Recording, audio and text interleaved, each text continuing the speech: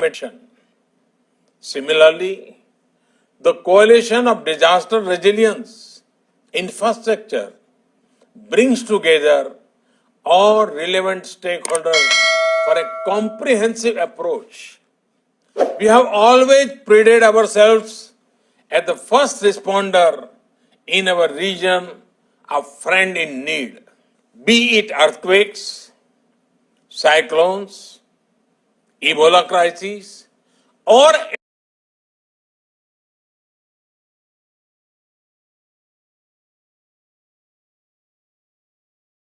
any other natural or man-made crisis, India has responded with speed and solidarity. In our joint fight against COVID, only reform multilateralism with a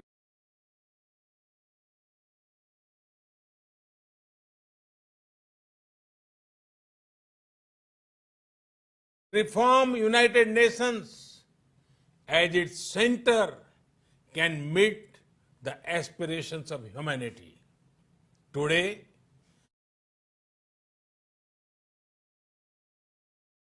while celebrating 75th years of the United Nations, let us pledge to reform the global multilateral system to enhance its relevance, to improve its effectiveness, and to make it the basis of a new type of human-centric globalization. The United Nations was originally born for the furies of the Second World War.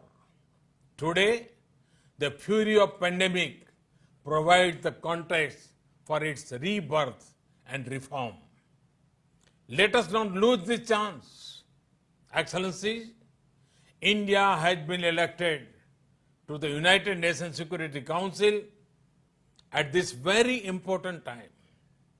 With our deep commitment to maintaining global harmony, to improving social economic equity, and to preserving nature's balance, India will play its role in full support of the UN agenda.